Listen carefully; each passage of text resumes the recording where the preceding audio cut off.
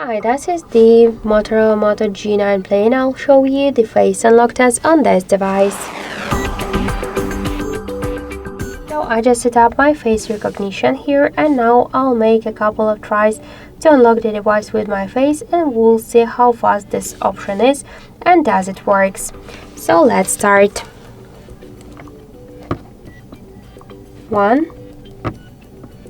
2, 3, 4, 5. As we could see, the face unlock option works here fast and correct, and we just unlocked the device successfully without any problems. So you could try this unlock method, but don't forget that the face unlock is less secure than the passcode or pin code unlock methods. That's it. Thank you for watching, and if you like this video, leave thumbs up and subscribe our channel.